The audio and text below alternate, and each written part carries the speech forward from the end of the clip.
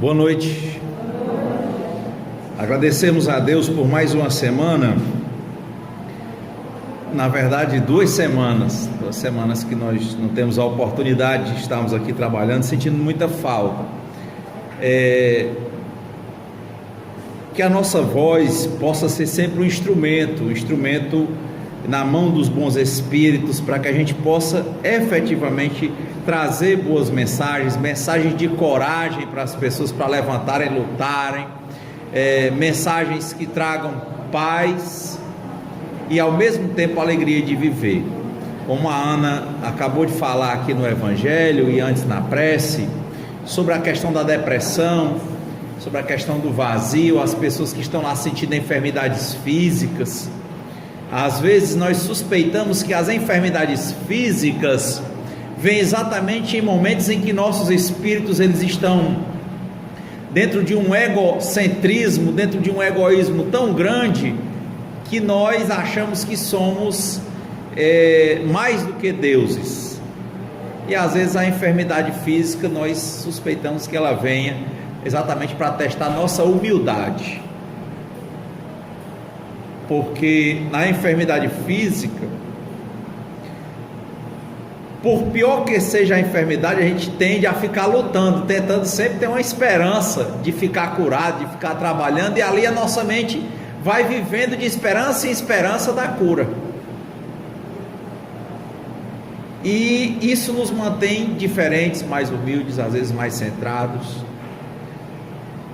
E quando nós não temos essa oportunidade, às vezes da dor física, vem essa falta de percepção nossa com relação ao nosso egocentrismo, que tende a desaguar exatamente na depressão, no vazio, nas questões espirituais mais profundas, e que são labirintos em que a gente não consegue achar uma resposta. São momentos em que nós não temos coragem de levantar, que nós achamos que aquele vento de tristeza não passaria por nós, que nós, senhores das nossas vidas, não teríamos por que temer o vazio na matéria. E aí, quando nós vemos os estados de problemas psicológicos se tornam cada vez mais profundos, e aí vem os problemas da alma, são os problemas mais difíceis de resolver. Muitas pessoas passam tempo se desaguando nos vícios,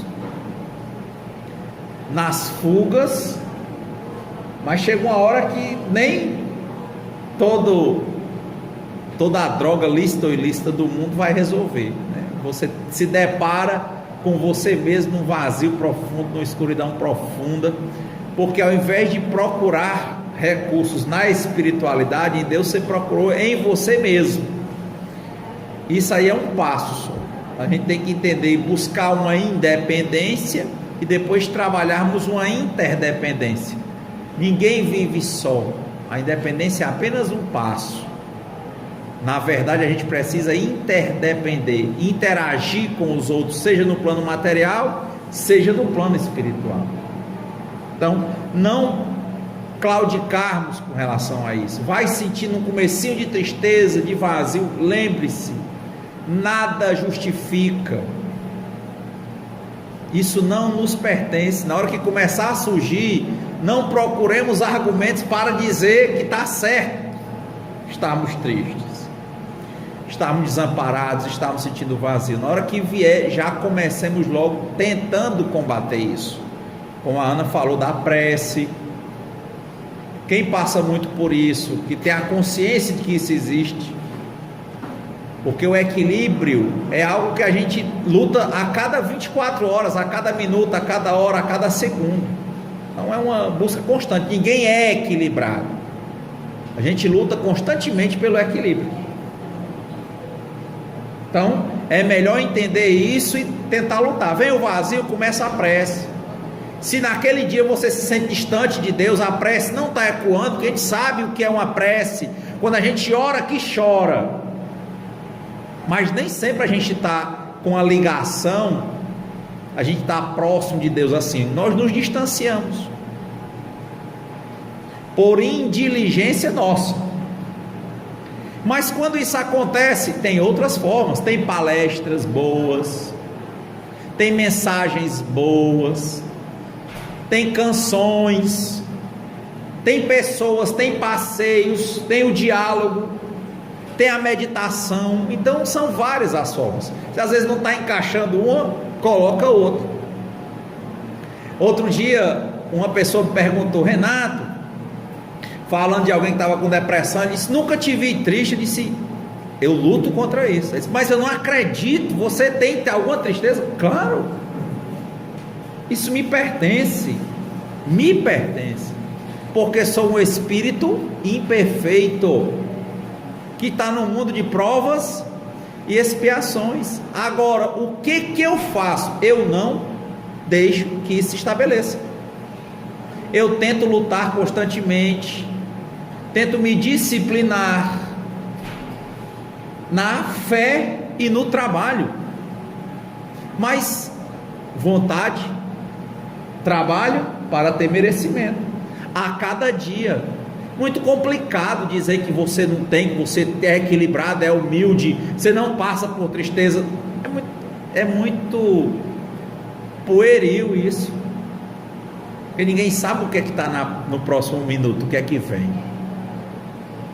E às vezes não vem nada, mas nós sentimos o vazio. Agora, a grande diferença que eu tenho visto é quando nós combatemos e tentamos nos disciplinar e nos equilibrar, e quando nós deixamos a coisa correr solta.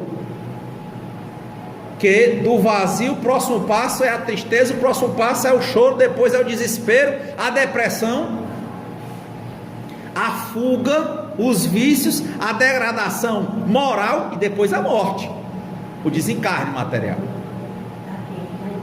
Então são coisas que partem da fé, da sua vontade de melhorar, de continuar, de ser útil, de não querer ser o dono do mundo, mas querer ser um servidor da vida, servir a Deus. Diz o Emmanuel que ser feliz é servir a Deus, é atender às responsabilidades que venham, é entender os problemas como oportunidades para nos tornarmos pessoas melhores. Me perguntaram outro dia sobre a pedofilia.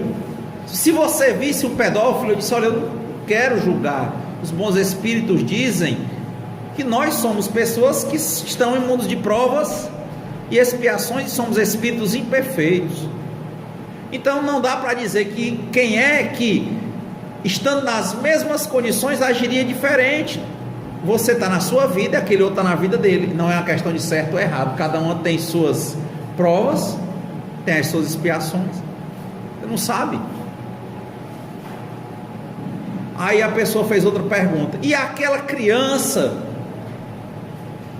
Só, no mínimo duas possibilidades: ou ela fica com um problema profundo para o resto da vida, ou ela se transforma em alguém muito mais forte. Porque as árvores grandes, elas não são grandes em terrenos que tem muita água e sol fácil. As árvores são grandes porque há uma disputa com muitas árvores, ela tem que ter raiz profunda, tem vento muito forte, ela tem que ter um tronco muito largo, e tem outra disputa do sol e ela tem que crescer muito grande. Então a gente tem sempre que pensar isso. Problemas são oportunidades para que nós nos tornemos espíritos maiores. Então não tem como responder como é que vai ficar, porque nós temos esse hábito de querermos justificar como quem defende os problemas. Problemas não precisam de defesa, problemas precisam de soluções. Ah, eu sou assim porque tenho isso. Meu amigo, e agora? E daqui para frente? Lembre-se do Cristo. Amou no sentido de não exigir dos outros sequer a compreensão. Ele, apedrejado e crucificado, diz: Pai, perdoa, pois eles não sabem o que fazem. Perdão é algo que é muito bom para quem perdoa, porque ele prejudica só a quem cria essa lógica de não perdoar. Precisamos avançar, precisamos progredir. Essa é uma reflexão. Quem entende isso, quem olha para o Cristo, vê o modo, o modelo que ele nos deu, o modo que ele agia, não tem como se deixar levar pela tristeza, porque, como diz a Joana de Ângeles, só é solitário quem não é solidário. Sempre tem alguém que precisa de ajuda, e não há ninguém que seja tão pequeno que não possa ajudar com alguma coisa. Muitas vezes uma palavra amiga salva, um olhar com atenção verdadeira salva.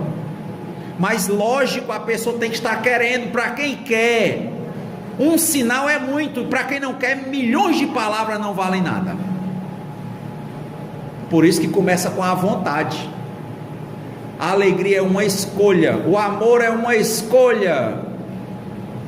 Agora, depois da escolha vem o trabalho, depois do trabalho vem a paciência. Não é isso? Fé para fé. Fé, vontade, trabalho, paciência, fé. Reflexo disso: pessoas tranquilas, pessoas em paz. Como? Pessoas que na hora que vem a tristeza, elas não defendem o problema, elas tentam resolver e tentam enxergar no problema, para quem tenta resolvê-lo, uma oportunidade de crescimento. Então, não existe isso. Não existem essas pessoas num mundo de provas e expiações, num mundo de espíritos imperfeitos, que não passa por essas questões. Nós passamos. Agora, existe uma grande diferença, no mínimo de 3 tipos de pessoas: quem passa por isso e fica negando, dizendo que não passa, e fugindo, seja com drogas lícitas, seja com drogas ilícitas. Existem pessoas que passam e se entregam, e existem pessoas que passam, mas que lutam para serem melhores do que elas mesmas a cada dia. Disse o Chico: dou às pessoas o direito de serem como elas quiserem, mas eu tenho o dever de ser melhor do que eu mesmo a cada dia. É isso que importa. Cuidar do outro e cuidar de si. Cuidar de si e cuidar do outro. Se não tem forças, peça ajuda, mas não desista. As formas de ajuda são as mais diversas. Então, isso é relevante. De novo, é vontade, porque eu vejo pessoas que estão com problemas profundos e dizem: quem é que quer ficar numa situação dessa? Você diz que quer, mas você não pratica atos que materializam o que você está dizendo que quer. Pela lógica, talvez você não queira. Por quê? Porque primeiro é a vontade, mas depois, ou junto com ela, vem o trabalho, para que se obtenha o merecimento. Então não tenham essa dúvida. Quem está aqui falando compartilha das mesmas experiências. Que a diferença que faz é a cada 24 horas que se luta tentando ser melhor do que quem? Do que ninguém. mas um espírita tenta ser melhor do que ele mesmo a cada dia. Nada, principalmente no nível que nós estamos, de espíritos imperfeitos, nada que está bom, nada que está bom, que não seja passível de ser melhorado. Pode ser melhor, podemos ser melhores, sabemos onde temos que melhorar. Não é uma questão de idade, não é uma questão de beleza. Tudo é possível a todo tempo. O plantio é opcional, a colheita é que é obrigatória. Outro dia eu descobri um canal no YouTube, chama Sou 60. Mais programas com pessoas acima de 60 anos de idade. Interessantíssimo. Vi uma senhora que fica lá no Maleta, que é um ambiente que tem residências em cima, tem bares no meio e comércio embaixo, lá em Belo Horizonte. Ela é uma senhora com 64 anos de idade, depois de 4 anos de aposentada, foi lá na casa de uma amiga, um filho dela tocava, chamou ela para ajudar em umas coisas. Ela hoje é uma cantora famosa, com 70 e poucos anos.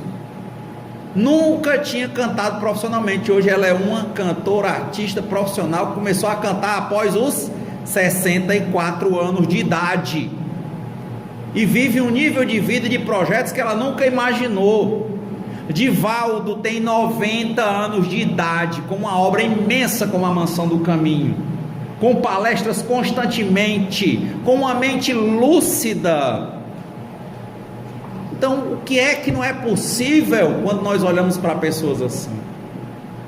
Mas Renato, mas esse cara tem esse defeito, aquela mulher tem aquele outro. Meu amigo, já dizia Paulo, minha amiga, vê tudo,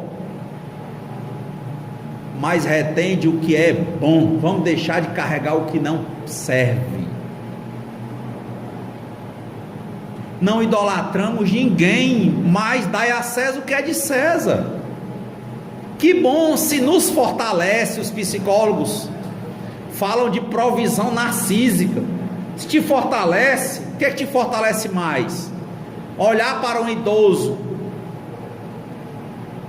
que esteja em decadência?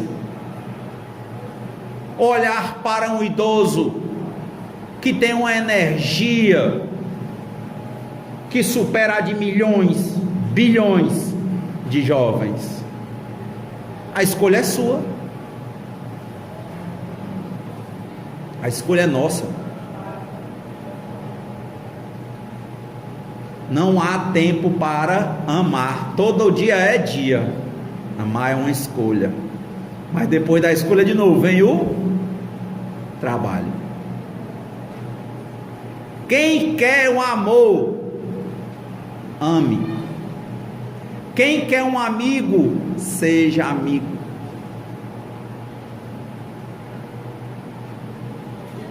Quem quer um companheiro, seja companheiro. É o que o Mário Quintana diz. Depois de um tempo eu deixei de correr atrás das borboletas, eu resolvi ajeitar o meu jardim, e agora eu vejo muita procura do meu jardim por várias borboletas. Quando é que não é tempo para isso?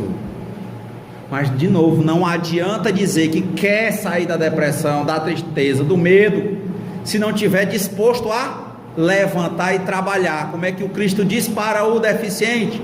Levanta e anda. Quer andar? Levanta. Eu não conheço nenhuma passagem da Bíblia em que Jesus passou pelos deficientes e foi dizendo: levanta, levanta, levanta, levanta. Não.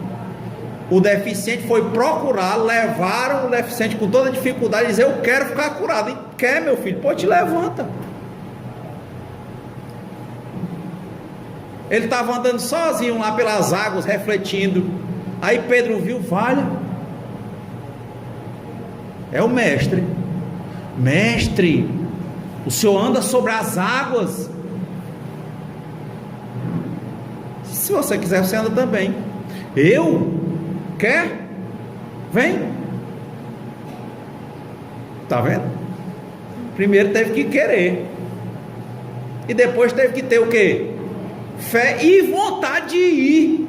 Te levanta, meu irmão. Essa é a diferença.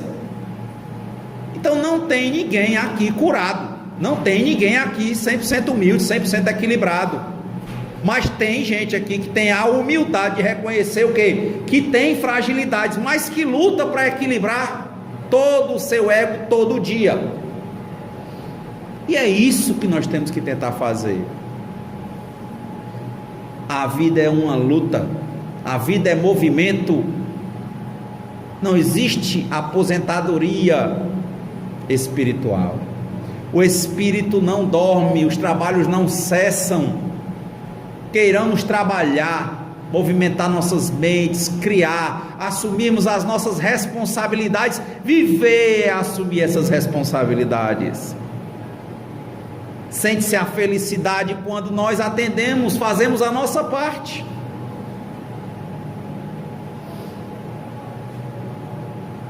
É só cumprir.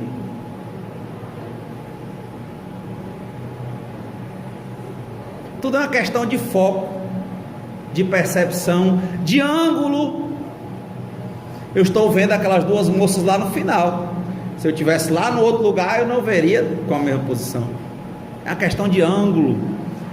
É daí que vem as brincadeiras. Eu vi nesse canal, tem o casal de idosos, depois se aposentou, eles casaram, nem se conheciam, e começaram a fazer peças para idosos. Eu achei engraçado um idoso brincando com o outro, lotado, para animar os idosos. Aí ele dizendo, a senhora pega, mexendo nas coisas, guardava muitas coisas, 50 anos, outro caso lá, a história, né? Contando uma história que eles criaram, de um casal que tinha 50 anos de casado. Ela foi mexer nas gavetas, né? Aí puxou, achou uma camisola azul. Linda, olha aqui essa camisola, usei na nossa noite de núpcias. Olhou para o marido e disse: o que você pensou naquele dia? Ele disse: eu pensei, eu vou acabar com você. Aí ela olhou para ele e disse: e agora, você olhando essa camisola, depois de 50 anos de casado, o que você diz? Aí ele disse: missão cumprida. Questão de foco. Ele dizendo, brincando, quer dizer, leva na brincadeira, continua o casal vivendo, brincando, porque as coisas se transformam. Se o foco dela tivesse negativo,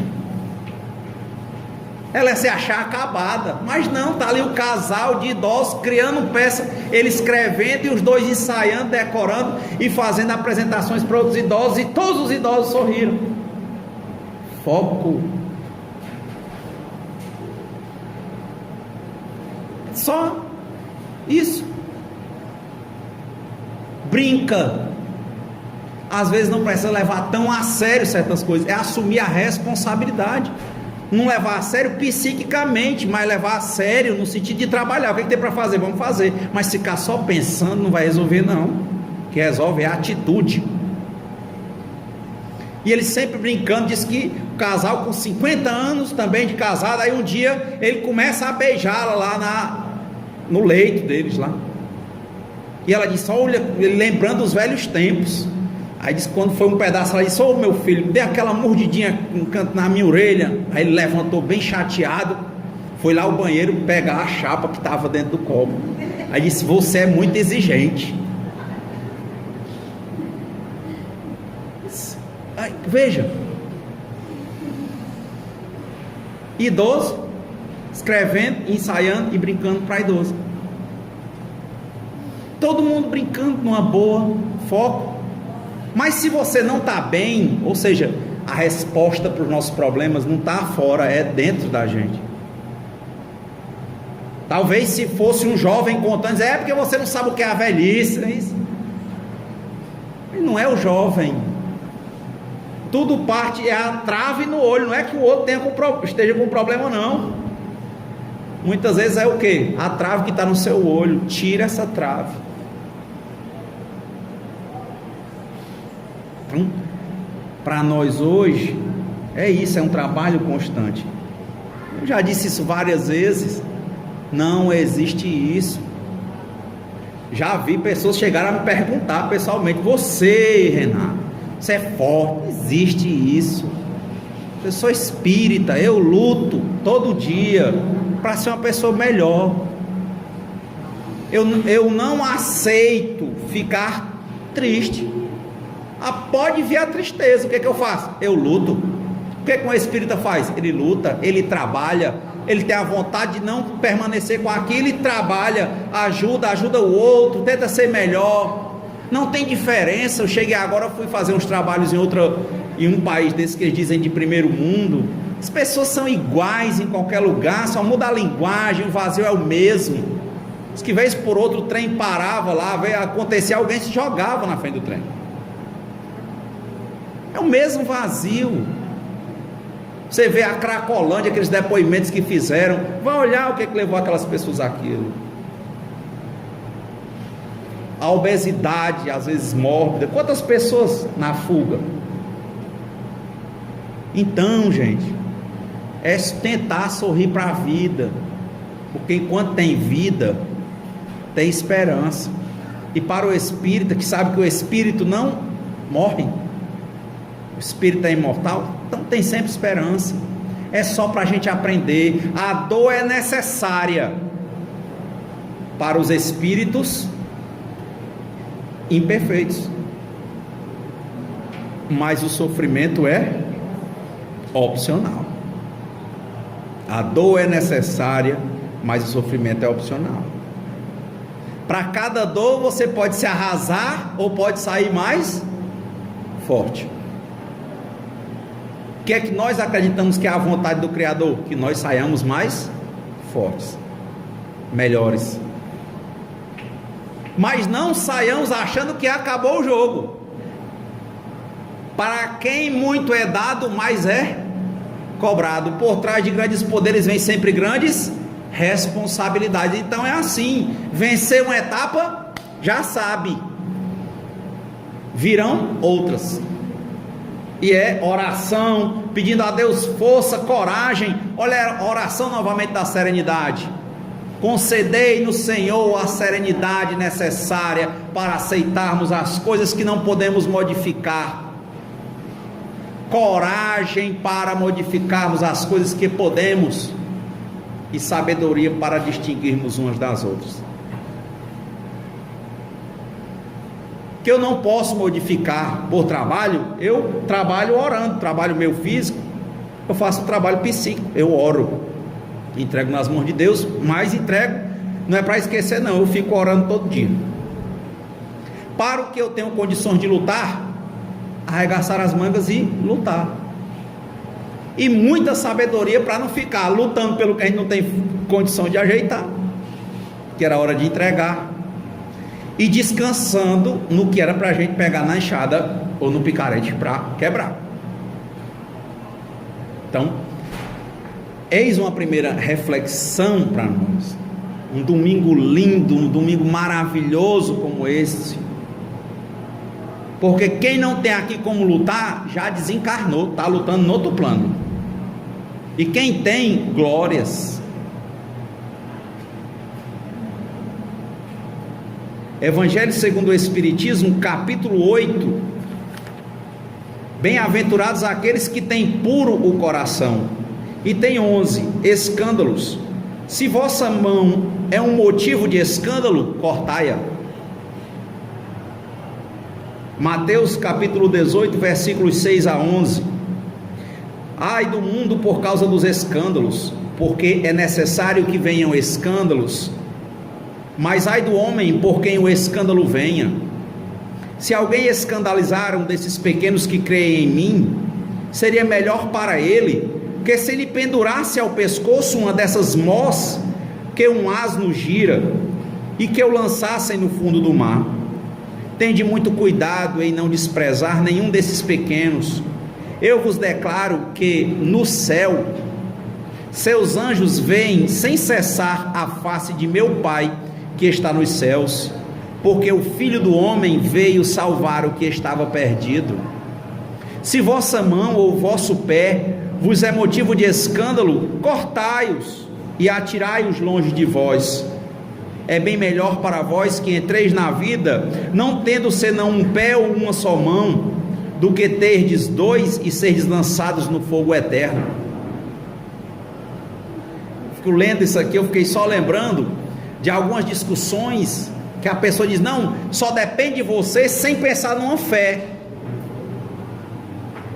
num ser superior, na espiritualidade. Nós não estamos sós, nós não trabalhamos sós, nós espíritas. Pelo contrário, o que nós entendemos é que existe um funcionamento do plano espiritual junto com o plano material. E eu lembrei muito de um dos melhores livros que eu tive a oportunidade de ler esse ano, até falei para a Ana, o livro azul do Alcoólicos Anônimos. O livro. Eu conheci porque eu tinha lido o livro O Poder do Hábito, e ele falava dos estudos sobre como é que eles há 70 anos têm conseguido tirar pessoas disso. Aí dele já fizeram o Narcóticos Anônimos, pegam os mesmos 12 passos, e tem os Neuróticos Anônimos, já tem os Fumantes Anônimos. E eu achei mais interessante que ele diz, nós não somos contra a bebida, nós não somos contra quem bebe, nós somos contra o egoísmo e o egocentrismo. Isso eu achei interessante do livro. Diz, a bebida é um símbolo. O Espiritismo fala de causas e efeitos. E aí eu achei interessante, porque o primeiro passo, olha aí o Evangelho, corta. Se vossa mão é motivo de escândalo, cortai. Eles dizem, tem gente que consegue ser equilibrado com álcool, com sentimento e com drogas ilícitas. Mas eles, para entrarem, porque você pode ser amigo, pode ser visitante, pode ser um membro, e não paga nada.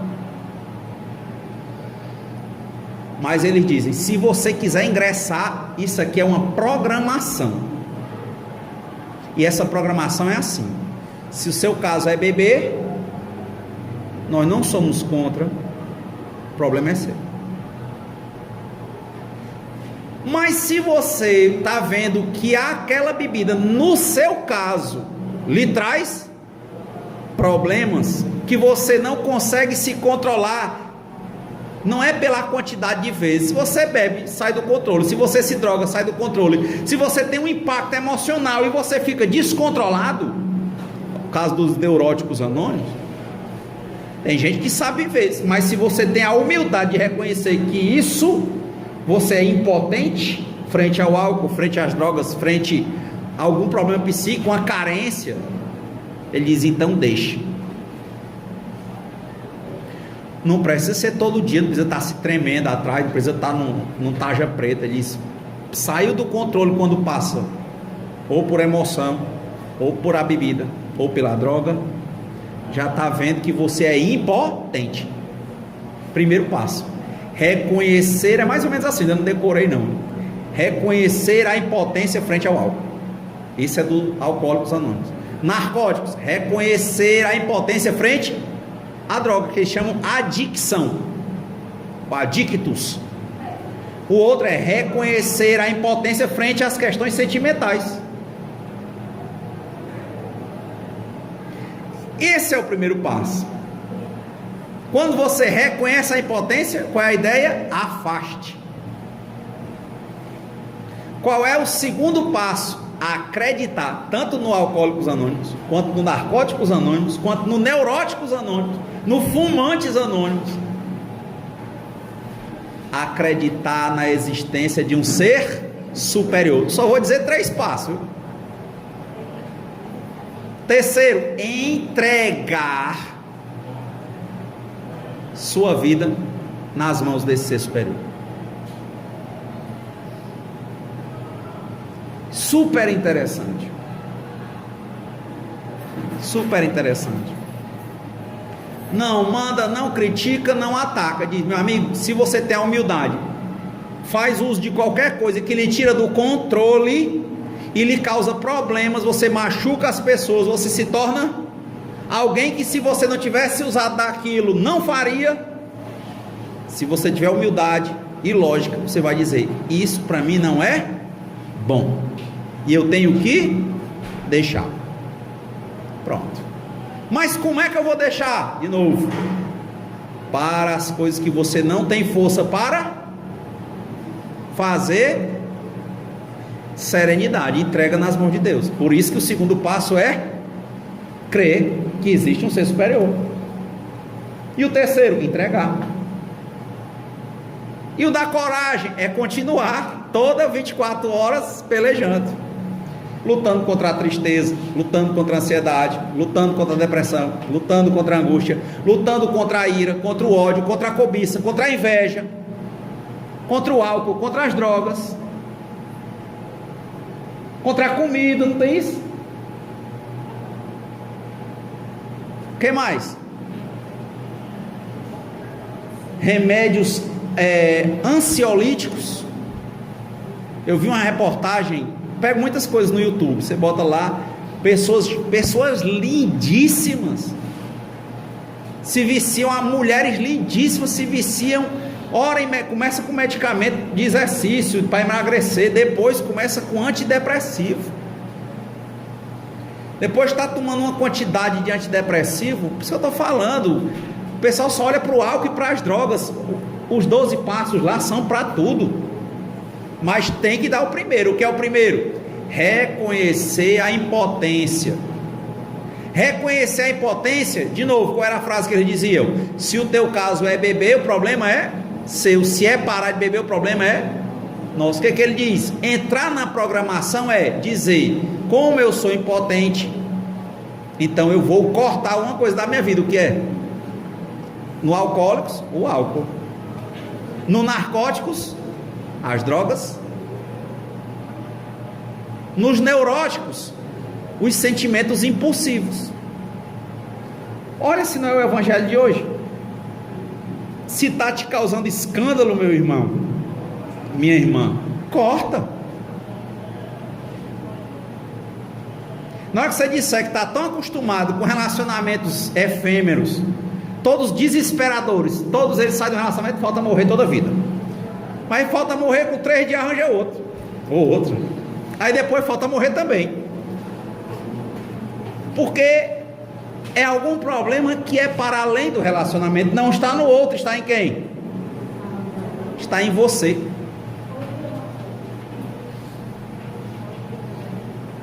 Então, o que é que a gente tem que cortar? Isso é interessante. Os depoimentos são os mais vastos, porque quando você está muito acostumado a ser o coitadinho ou a coitadinha,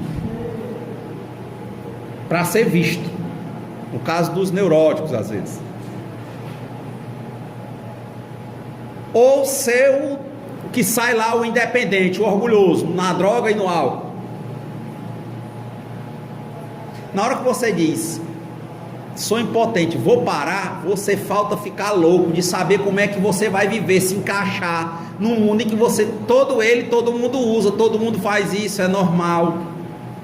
Por isso que o segundo passo é acreditar num ser superior. Não existe nada problemático que não tenha uma saída. E quando nós entregamos nas mãos de Deus, a saída é sempre melhor do que a sequer imaginada por nós. Mas a gente tem que se entregar, decidir ir à frente, reconhecer a nossa impotência, a nossa fragilidade, e todas as vezes que a gente hesitar, tiver medo de entregarmos nas mãos de Deus. Pai, se podes, afasta de mim esse cálice, mas seja feita a vossa vontade antes da minha. Olha o nível de humildade, olha o nível de se entregar. Pai, eu te sou grato por tudo até aqui.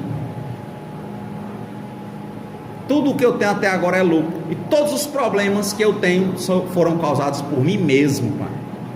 Se quiser me dar uma oportunidade a mais para que eu possa reparar os meus erros, eu estou aqui. Se achar que não é agora, na próxima eu quero essa oportunidade. Mas de novo, não dá certo ter uma vontade sem ter o ânimo para o trabalho. Na hora que você tiver a vontade logo de mudar, tem que logo pensar, vai ter que trabalhar. Então, para nós hoje, que Jesus esteja conosco, que Deus esteja conosco. Nós temos hábito de dizer isso, mas quando eu falo isso não é porque Ele venha, não, porque nós acreditamos que Deus e Jesus estão conosco sempre. Na verdade é que nós permitamos, que nós afastemos os obstáculos que nós mesmos criamos, para que Jesus apareça para nós, porque Ele já está aí, Ele está conosco. Então que nós possamos ter a humildade de afastar o nosso egoísmo, nosso egocentrismo, para que nós possamos realmente sentir a força de Jesus em nossas vidas essa semana. Muita serenidade, muita coragem e muita sabedoria para todos nós. Senhor, fazei-me um instrumento de vossa paz. Onde houver ódio, que eu leve o amor. Onde houver ofensas, que eu leve o perdão. E onde houver discórdia, que eu leve a união. Onde houver dúvidas, que eu leve a fé.